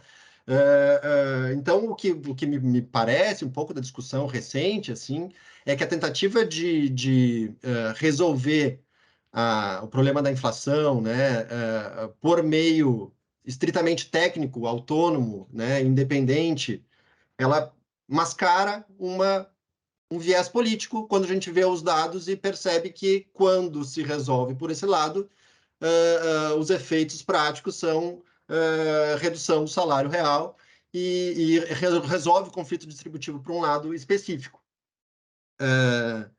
A minha pergunta, na verdade, passa por o outro elo disso, né? E eu achei muito interessante, né, essa perspectiva de perceber, bom, enquanto há aumento de produtividade, tu consegue resolver, tu trabalha isso e vai levando os dois lados. Quando para de crescer a produtividade, tu resolve o conflito distributivo cortando salário real. Mas esse, né, tu citaste 2 outros pontos, que seriam os bens públicos e os preços administrados. E também, quando a gente percebe esses 2 outros pontos que poderiam amenizar, né, a perda salarial, também esses 2 pontos estão ou por questões, né, dos preços administrados, por questão da própria administração, né, das empresas públicas, buscando, né, o lucro dos acionistas ou, né, o lucro da própria empresa, sem perceber como que a empresa, às vezes, a empresa é pública, ou seja, ela tem um viés que não é somente o lucro, ela tem um viés público. E, outro lado, os bens públicos, né, prover bens públicos está amarrado pela questão fiscal, né? Então, aí eu vejo os 3 pontos, na verdade, eles estão resolvendo para um lado, né? Né, uma pergunta, reflexão, né? Não é claro que respostas não, né? Uma pergunta, reflexão no sentido de que qual desses, né, que hoje em dia estão mais abertos aí a serem pautados de forma diferente do que vem sido. E eu agradeço. E desculpa aí por ter me alongado um pouco. Não, que isso. Só uma coisa, Bruno. Você pode ter um caso, que eu falei, gente, o crescimento da produtividade no período da Golden Age, ele absorveu um pouco esse conflito e ele, digamos, facilitou o conflito, teve uma inflação e teve ganho salarial, porque tinha um crescimento da produtividade muito grande e podia ter um crescimento do salário que fosse um pouquinho acima disso, tá? O problema que você tem depois, como eu falei, daquela boca que abriu, você não tanto, mas você continua crescendo a produtividade nos Estados Unidos, o salário não sobe. Então, é porque o conflito foi tão, o poder de barganha dos trabalhadores foi tão, e por isso que eu botei aquela citação do Alan Greenspan, tanto pela coisa sindical, pelo combate aos sindicatos, pela diminuição do salário mínimo, hein? É o outro que eu não falei. Uma das políticas que nos Estados Unidos você ajudou a fazer, vocês demoliram o salário mínimo, onde caiu pra caramba, tá? Então, nos anos 80, o salário mínimo tem uma queda brutal. O salário mínimo é um sinal farol para vários setores, isso aí foi uma coisa muito importante. Então, o crescimento da produtividade pode subir e se não houver uma demanda, uma capacidade de crescimento salarial, você abre aquela boca, né? Então, ela não resolve nada, né? Assim, ela é uma possibilidade que não é nem aproveitada, né? Nesse sentido. Ela é só... Porque aí o conflito está muito baixo. Aí você tem a chamada... o período de baixíssima inflação e baixo crescimento, tá? Agora, eu não sei, essa tua pergunta é meio... Onde eu acho que onde poderia, né, puxar mais... Né? Quer dizer, eu acho que uma política anti-inflacionária que, primeiro, você... Porque aí tem que dizer uma outra coisa. Não só um modelo do Banco... Não só o Banco Central, supostamente, é um troço que está acima de Deus. Assim. Eu acho maravilhoso, porque todo mundo fala, o Campos Neto, ele é a favor dos... Acho que ele foi contra, porque ele botou a taxa de juros lá embaixo e causou uma inflação totalmente desnecessária em 2020, uma bobagem, uma barbeiragem. Assim, como é que um cara que faz uma barbeiragem, esse é um gênio inatacável, para mim é um mistério, mas fecha parênteses, tá certo? Mas, de qualquer forma, não é só que ele tem um modelo de inflação, não. Ele tem esse modelo com a cor de Phillips aceleracionista, e ele acha que a indexação é cheia. E é por isso que, para ele, não pode ter nenhuma inflação, porque você vai indexar total, e aí vem esse blá blá blá de expectativa e credibilidade, sendo que a expectativa que ele põe lá é o foco. São os próprios casos dos bancos que ele põe no modelo. Eu vi a mulher uma economista do banco botando lá, como é que as expectativas estão altas? Porque eu mesmo digo que é alta. Entendeu? A expectativa que os trabalhadores que deviam mudar, ou os empresários, não. Quem põe a expectativa que eles acham que está alto por enquanto são os próprios caras do próprio banco, que depois fala que está próprio alto. É meio self-fulfilling. Mas obviamente que hoje a gente tem essa maluquice por causa desse modelo aceleracionista, não pode passar de 2,5 para 5, que vai sinalizar que vai ser leniente. É uma maluquice. Eu estou falando, você tinha inflação de 5 aí na Golden Age, tranquilo, não era leniente coisa nenhuma, certo? E podia levar, e o Brasil pode, porque o Brasil tem uma situação externa super boa, assim, graças a Deus, batendo na madeira. que nenhuma desgraça ocorra. E, obviamente, que uma gigantesca barbeiragem, essa maluquice do preço internacional, você não tentar fazer alguma coisa mais racional também, para ficar distribuindo. Esse é distributivo, como o Fernando falou. Você enriqueceu, assim, eu vou até falar familiar, assim. A minha mulher tem há 200 anos, sei lá, comprou na década de 90, mas ações petróleo nunca quis vender, sempre teve lá. Aí ela falou, ué, o que tá chegando? Chegava os dinheiro para ela, vamos jantar fora. Chegava assim, 1.000 conto, depois chegava dinheiro absurdo que nunca tinha recebido na vida. Entendeu? Ela que tinha deixado umas ações que esqueceu porque o tio mandou comprar em 95, sei lá, certo? Ou 92. E tava lá e de repente começa a chegar informe de Imagina quem tem muita ação, é um negócio completamente maluco, é uma redistribuição de renda perversíssima, perversa, maluca, a favor das coisas, como é, por exemplo. Aí também, outra que a gente podia falar também, que seria o imposto de... Graças a Deus botaram o imposto de exportação de petróleo quando o preço desloca, foi um Deus nos acuda, que não pode. Como poderia também ser de bem agrícola, que quando sobe o bem agrícola e o custo não sobe, podia também ser bem agrícola também. Por quê? Por que essa distribuição de renda exportador de commodities tem que ser enquanto os outros levam na cabeça, que estão comendo aqui, como o Fernando falou? Essa questão de distribuição. Então, acho que o problema nosso é que a gente é muito complicado.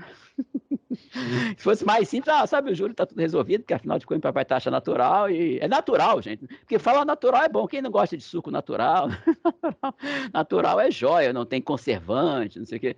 Então, aí o cara acha que tem uma taxa natural, que a vida é isso mesmo. Mas, infelizmente, aqui é meio complicado, porque você pode fazer imposto sobre commodities, pode fazer imposto sobre petróleo, você pode mudar a precificação dos preços administrados, tá certo? Você pode mudar a meta e com isso você permitir um pouquinho, e mesmo se você tiver um modelo maluco lá de expectativa cheia, você pode ser um pouco mais flexível. Tem tanta coisa, né, que daria para fazer, menos boçal, mas tudo bem, você tem toda a razão. Juntando as duas perguntas, ou também aumentar gastos sociais, entendeu? Imagina na França, cara, desculpa, na França os caras estão empobrecidos, o cara vai lá e arranca a Previdência, aumenta 2 anos, os caras têm um pau da vida. E passou no Congresso, hein? Passou como medida provisória, que na nossa sempre era decreto-lei, que eu nem sabia que na França tinha isso. Quem adorava foi os militares, adorava esse negócio de decreto-lei e tal. Depois o Sarney fazia também, o Fernando Henrique fez, meio que acabou. Mas na França tem, e passou. Então, é isso que eu falo. Será que isso fica isso mesmo? Não tem consequências políticas sérias, isso, distributivas? Sei lá, pode ser que sim, pode ser que não. Sei. Obrigado. A Camila alguém tinha uma pergunta, é isso?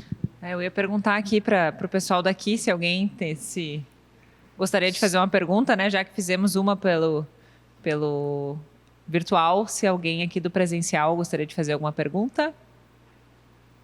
Caso contrário, eu faço as do chat aqui. Isso. O pessoal do chat que está aguardando, então vou tentar... Eu acho que as perguntas aqui do chat estão puxando mais para o Brasil, né? Então, Mas é sempre assim, Fernando. Deixa eu falar. Quando eu fiz uma parecida com essa na Bolívia e os caras me perguntavam, quanto vai ser a inflação no ano que vem? Então tem uma aqui falando dos preços dos alimentos, certo? Até já coloquei antes também, você já comentou um pouco, né? A questão dos preços dos alimentos. Uma aqui que talvez já aumentou bastante agora nessa última resposta, mas pode reforçar a questão de como é que fica essa interpretação para o caso brasileiro de custos ou de excesso de demanda, né? Como é que tu vê essa questão, assim, mais diretamente. E uma outra aqui, essa foi do Lucas, tá? A questão dos preços dos alimentos foi do Edilson.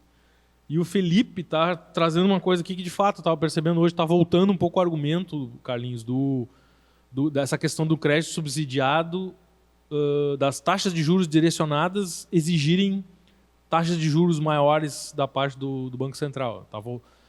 Hoje eu estava vendo, está voltando realmente esse argumento, acho que foi o Felipe aqui que trouxe essa questão. Então tem 3 aí. Uma que é essa mais geral como é que está a inflação do Brasil hoje, se tu veria excesso de demanda, se tu veria algum excesso de demanda, né? Ou se dá para interpretar totalmente por inflação de custos, a questão dos preços dos alimentos, e essa do juro, né, ser afetado, do juro necessário do Banco Central ser afetado por crédito direcionado, né, juros subsidiados. Bom, já vou começar pela segunda. Como não vai ter juros subsidiados? Então, não vai voltar TJLP. O que talvez consiga é você fazer um troço, caramba, que é o beabá do desenvolvimento. Só para as pessoas que, aí, pessoal que faz curso de desenvolvimento, mesmo que você seja um ortodoxo, tá certo? Você justifica a existência de um banco de desenvolvimento por causa de um negócio chamado falha de mercado.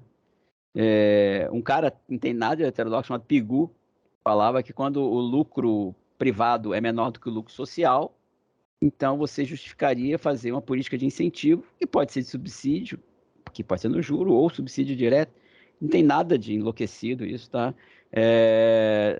Mas, aparentemente, ao fazer isso, você vai causar, de novo, vai voltando para o excesso de demanda, vai causar o excesso de demanda na economia, porque a economia vai crescer maravilhosamente.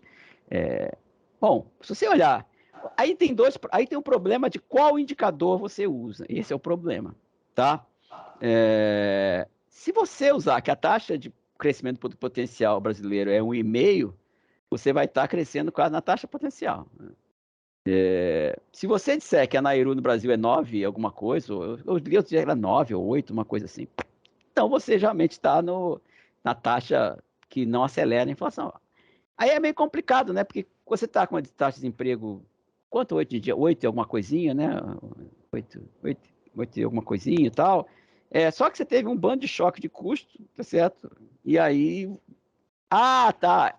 Essa inflação que eu claramente estou vendo que de custo é porque os salários começaram a subir. Se vocês olharem, os salários, como eu falei, caíram tenebrosamente em 2010. Já vinham caindo e eles caem muito. Em 2022, de fato, eles se recuperam, tá certo? Mas eles se recuperam. Apesar da economia ter tido um crescimento baixíssimo da produtividade desde 2012 até 2022, alguma coisa cresceu. Como é que você vai me dizer que esses salários que se recuperaram de um vale? Acho que eu vou até pegar isso. Não sei se eu estou com esses dados aqui. Eu vou ver se. Mas não, eu não estou com esses dados aqui. Eu vou te mandar. Vou ver se eu entro no dado que eu te mandei, Fernando, na figurinha, para eu dar uma olhada aqui.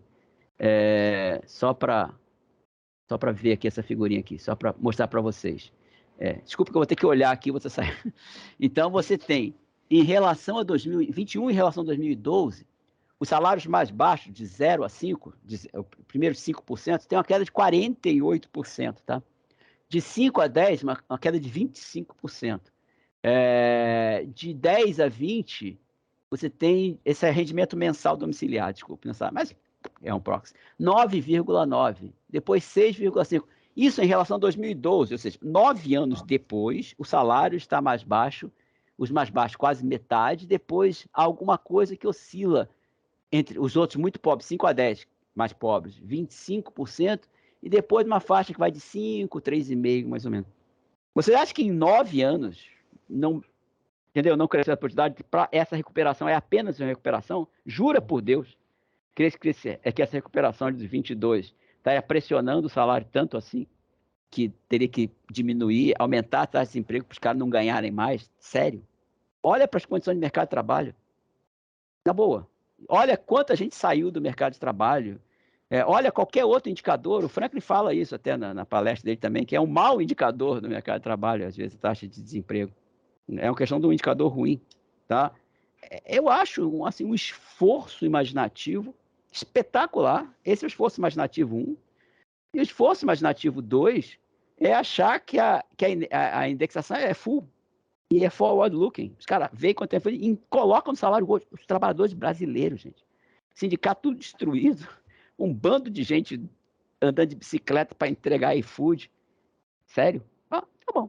Cada um acredita eu acredito que o Vasco vai ser campeão brasileiro esse ano. Não chego a tanto. Mas é meio no nível da fantasia, entendeu? Assim, um troço que não... Eu acho fantasia, mas tá bom. Quem sou eu para entrar na fantasia dos outros?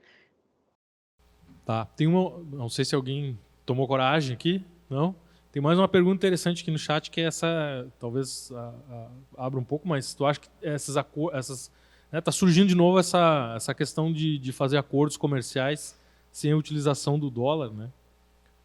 Como é que vê isso? Tu acha que isso tem chance de prosperar? Isso tem efeitos né, sobre essa questão específica da inflação. Como é que tu vê essa questão? No momento atual, como eu falei aqui, batendo na madeira, graças a Deus, tá certo? A gente não tem uma projeção externa, tá certo? A gente não tem falta de dólar. Se fosse em 1985, eu estava soltando foguete. Mas não estamos mais em 85, não estamos em 86, 87, 88. Então, a gente não tem uma pressão pelo câmbio. Quando o câmbio desvalorizou, foi porque o cara errou na política monetária, tá? E o câmbio valorizou recentemente, porque ele jogou a taxa para o alto, e talvez, se ele começar a baixar a taxa de juros, esse efeito do câmbio não comece a desvalorizar. Então, do ponto de vista... E eu não acredito que a gente vai vender... Isso aí não faz sentido. O exportador em ien vai ganhar menos que ele ganha em dólar. E aí os teus amigos aí dos sojeiros aí do sul não vão fazer isso, não. Vendem lá para a Bolsa de Mercadoria e, pelo amor de Deus, aí vai valer a teoria do preço único, não tem jeito. Então, eu acho que, para esse momento, o que, digamos, essa possibilidade de mais moedas faz é diminuir a restrição externa, né? Você precisaria de menos dólares para tocar a tua economia. Você podia ter uma atividade comercial que precisa de dólar. Não estamos com falta de dólar no atual momento. Batendo a madeira, tomara que nada aconteça de ruim. Então, assim, no curto prazo, no longo prazo. E aí eu acho, saindo um pouquinho da inflação e entrando num troço que é da inflação, mas que não é direto, que é o negócio da produtividade. A gente tem que parar de ficar olhando só para... É possível isso. E pior, quando você sobe a taxa de juros e diminui o nível de atividade econômica, os caras investem menos e o ganho de produtividade vai ser menor. Isso é uma espécie de moto contínua da mediocridade. Não é possível que as pessoas achem isso. Assim, eu até fiquei triste, né? Numa aula que eu estava falando recentemente agora, que eu perguntei por que esse teto é 2,5? Por que o governo só pode crescer 2,5 no máximo do gasto? Só pode crescer 2,5 no gasto porque supostamente a taxa de crescimento do Brasil histórica, o que é verdade, é 2,5. Se você estiver crescendo acima de 2,5, você vai estar causando excesso de demanda. o gasto do governo está crescendo acima do que o produto potencial pode crescer, né? Aí um aluno falou assim, mas tá bom. Eu falei, tá bom? Mas se é 2,5 a média. Aí eu falei, caramba, no meu tempo crescer menos de 7 era ruim, vocês 2,5 tá bom. Eu acho isso muito ruim, entendeu? As pessoas começaram a achar que 2,5 tá bom, e quanto que vai ter uma recessão danada, tá bom, porque afinal de contas a inflação tem que voltar para a meta, e aí você não cresce. A própria meta, né, Carlinhos? A própria meta de ridícula. Exatamente. É o que eu falei, você pode fazer uma meta mais flexível, como eu acabei de falar, eu podia mostrar os dados aqui, que era 5. Era 4,5. Atenção, gente, é no Japão, né? Assim, o monstro da inflação. Japão, na Suécia, na Noruega, na Áustria, tá? Não é assim, Botsuana, sei lá, tá certo? Não é Venezuela, não é nada disso. São países que não têm inflação alta e nunca tiveram, que tiveram eventualmente no momento histórico, mas não tem persistente inflação alta, tá? Toleravam essa inflação nesse momento. Então, se você começa a ficar nessa mediocridade, você acaba com o crescimento da produtividade. E uma das variáveis-chave para você combater, você acomodar o crescimento do salário, que você já joga no lixo, tá? Então, se essa coisa da China não for usada com sabedoria... Atenção, desculpa, estou me metendo num assunto que não é, eu acho que eu já tenho que me calar a boca aqui daqui a pouco. Você tem que usar isso com sabedoria, tá? E você virar exportador de commodity para a China, eu não quero. Assim, eu posso ser exportador de commodity para qualquer outro. Não precisa ir para a China, que já sou exportador de commodity para eles. Tá certo? Eu tenho que usar essa possibilidade para ter instrumentos internos de ter ganho de produtividade. Agora, se o cara acha que se eu der crédito subsidiário vai criar excesso de demanda, eu não posso nem incentivar setores que eu acho que vão trazer mais dinamismo e vão aumentar a produtividade da economia, assim, tudo bem que a gente é meio complicado, mas os outros são simples demais. É muita pobreza de espírito, é impressionante. Certo. Não sei, temos mais questões aqui? Eu acho que, então, né, vai dar 2 horas já, né? Dado o adiantado da hora, né? Não, eu acho que foi ótimo, sim. Acho que então podemos, né, agradecer aqui ao nosso palestrante. Acho que foi boa a atividade aqui. O pessoal está aqui atento ainda. Tem bastante gente ainda no remoto. Então a gente agradece, Carlinhos, a tua participação. Esperamos aí que a gente possa avançar nossa parceria aí, né? Para a gente poder eventualmente fazer outros, né? Eventos e poder... A gente está buscando essas complementariedades aí, né? Ainda, para saber exatamente como é que vai funcionar. Mas, então, agradecendo a todos, né? Abra a palavra, não sei se você quer colocar mais alguma colocação final aí, Carlinhos. Não, só agradecer a todo mundo que teve paciência de ficar até agora ligado. Obrigado. Espero ter esclarecido algumas coisas com vocês. E é mais importante, na verdade, é vocês procurarem ler, porque óbvio que uma palestra é sempre meio rápido, superficial, não tem muito jeito. Então, podem ver lá esse artigo meu sobre inflação. Vai lá no meu Lattes, tem um negócio sobre o fim da Golden Age, tem esse sobre a inflação do Brasil, que o meu e do Morlin, que saiu na revista Oikos, e lê o texto da Stirati, pede ao Fernando bibliografia. Tá? Esse é um caminho que, como aqui foi dito, é complicado, porque tem um bando de variável, mas eu acho mais, digamos assim, pode levar um país à maior prosperidade que meramente essa trajetória só de sobe o juro e tudo bem. Legal. Obrigado. Valeu, obrigado. Então, obrigado a todos, né? Encerramos então aqui nosso evento. Uma salva de palmas mais uma vez.